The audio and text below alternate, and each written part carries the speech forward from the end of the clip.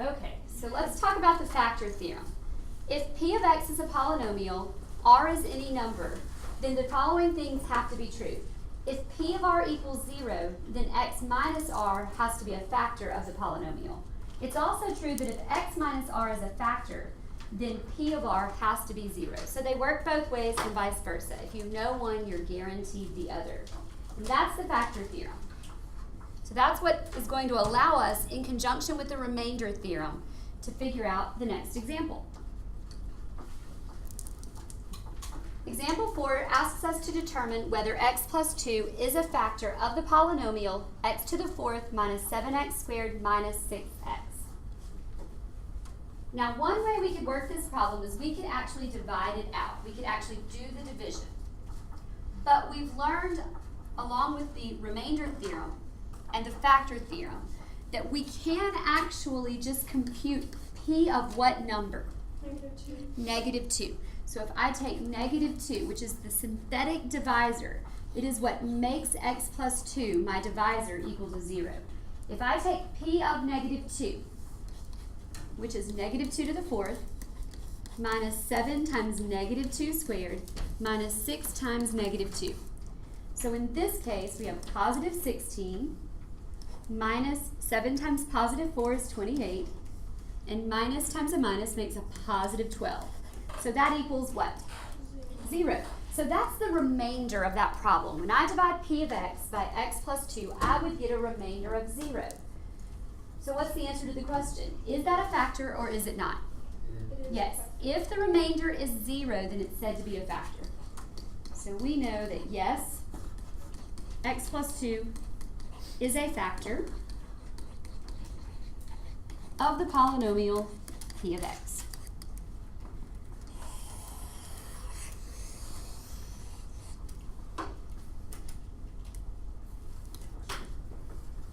At this point, we want to review synthetic division, which is just an easy way to divide higher degree polynomials by binomials of the form x minus r.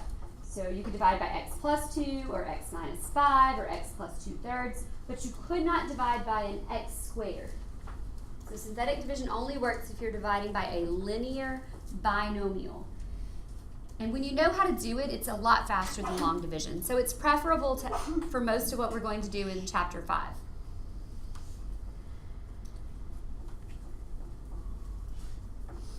So example 5 asks us to use synthetic division to divide the polynomial 10x plus 3x to the 4th minus 8x cubed plus 3 by the binomial x minus 2. Well, first off, is synthetic division an option? Look at the divisor. The divisor is x minus 2. So yes, it is an option because we're dividing by something of the form x minus r. So x minus positive 2. But we first have to rewrite our dividend in order from the highest power to the lowest power, making sure we skip no places. So we'll start by rewriting it as 3x to the 4th minus 8x cubed plus 0x squared. You must insert a 0 there to hold your place. If you leave it out, you're going to get it wrong. So be very careful about that. Plus 10x plus 3, and we are dividing that by the binomial x minus 2. So what we do is we make a little box over here, and inside it we put our synthetic divisor, which is what? Positive 2. So your synthetic divisor is just the number that makes your divisor 0. It's the same number you use when you're using the factor theorem or the remainder theorem. It's positive 2. Then you put your coefficients, 3, negative 8, 0, 10, and positive 3. We'll draw a line right here and kind of skip a space. You bring down your leading coefficient. So in this case, it's 3. And we're going to multiply that coefficient by the divisor. So 3 times 2 is 6. And that fills in the next available spot. So you multiply those together, fill in the next open spot, and then add the two numbers together. Negative 8 plus 6 is negative 2. And then you start over. You multiply that number by the synthetic divisor, so negative 2 times positive 2 is negative 4, and then you add them together. You don't change any signs. The only one you change is the very first one when you put your synthetic divisor in the box. Instead of this minus 2, we put positive 2 here. You don't have to change any signs after that. Just follow the arithmetic. Negative 4 times positive 2 is negative 8. And then 10 plus negative 8 is positive 2. And 2 times positive 2 is positive 4. And 3 plus 4 is 7. Once all of your spaces are full, you're finished. You just have to interpret those remaining numbers and figure out what they mean. This final number here, that is your remainder.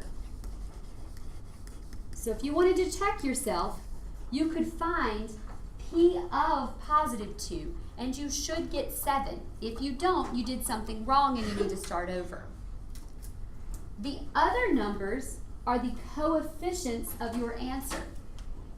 And what we do is we start 1 power lower than the original problem started. So the original problem had a degree of 4. So this one will start at 3x to the third, and then you back down 1 each time. Now the reason it starts with x to the third is this. Pretend you're just dividing the highest power. 3x to the fourth by x. What is 3x to the fourth divided by x? 3x to the third. That's why your original always drops down by 1, because you're dividing by a power of x to the 1. Then you just keep these as your coefficients and drop down 1 power each time. So this becomes negative 2x squared minus 4x plus 2 as your constant, and a remainder of 7 over x minus 2.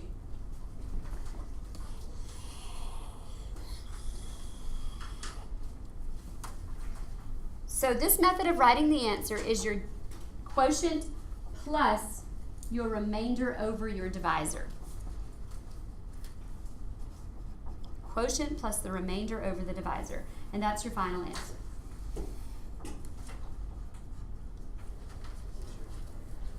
So now we would like to use synthetic division to find the value of p of negative 2 when we know the polynomial equals 5x cubed plus 3x squared minus 21x minus 1. Now first off, I think this is a pretty just silly question to start with. If I wanted to find p of negative 2, I'm much less likely to make mistakes if I just substitute negative 2 into the equation, right? Just replace every x with a negative 2 and work it out. But for some reason, they want us to use synthetic division to find the answer. So that's what we're going to do. So we're going to take negative 2, and that is our synthetic divisor. We're going to take our coefficients 5, 3, negative 21, and negative 1. We're going to bring the first coefficient down and start the process of multiplying those numbers by our synthetic divisor and then adding them together to produce the next coefficient. 5 times negative 2 is negative 10. Add them up and we get negative 7. Times negative 2 is positive 14. Negative 21 plus 14 is negative 7. And negative 7 times negative 2 is positive 14. And negative 1 plus 14 is 13. Which of those numbers is this problem asking for? Just one of them. It's asking you for 13. Remember that the remainder theorem states that p of negative 2 is equal to the remainder when I divide p of x by x minus negative 2 or x plus 2.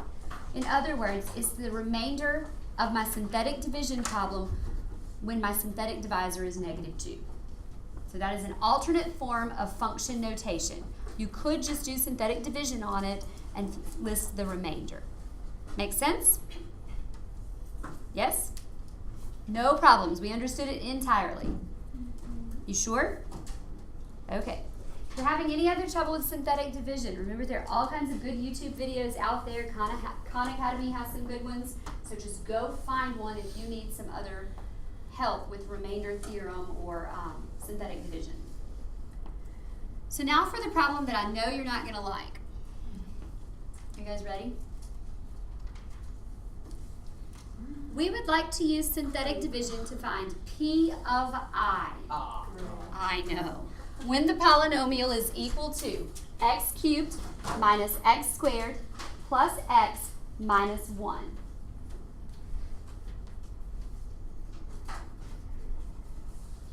So in this case, what is our synthetic divisor? Little I, which is the imaginary unit, which stands for the square root of negative 1. So it's going to be a little weird, but it really does work. List your coefficients, 1, negative 1, positive 1, negative 1. I'm going to leave a little more room than usual, just because I'm multiplying by some i's, and I want to make sure that you can see all of this. So let's drop our leading coefficient down and multiply 1 times I, and that produces 1i. What is negative 1 plus I? Yeah, I mean, they're not like terms, so it just stays there. So our leading coefficient is 1. Our next is negative 1 plus I, which is weird to have a binomial coefficient, but it is allowed with complex numbers. Then we multiply this guy right here by this guy. So what is I times negative 1 plus I?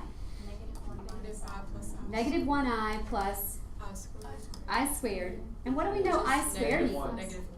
So it looks like it's negative 1 minus I. And that's what goes in this spot right here.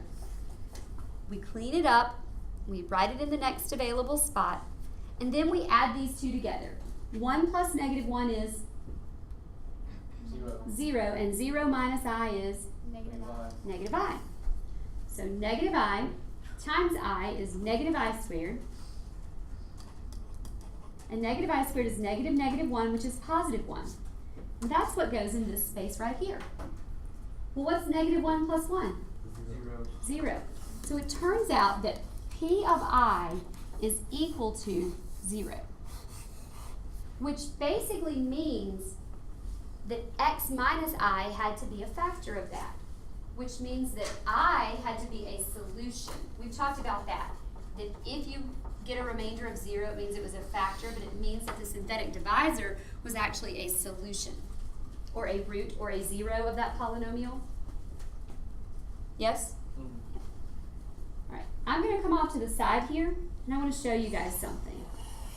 Imagine if I took x cubed minus x squared plus x minus 1, and I set it equal to 0, and I tried to solve it. I could factor that by grouping. And out of the first two, I could take an x squared. And I would be left with x minus 1. And out of the second two, I could just take a positive 1 out. And I would be left with x minus 1. So this problem actually factors. And we can pull the common factor of x minus 1 to the front. And then we have left over x squared plus 1. So one of the solutions is positive 1. This quadratic set equal to 0 equals negative 1. And when I take the square root of that, what is the square root of negative 1? Plus or minus I. So it turns out that the three solutions to this equation are 1, I, and negative I. So you could actually see that this was in fact a solution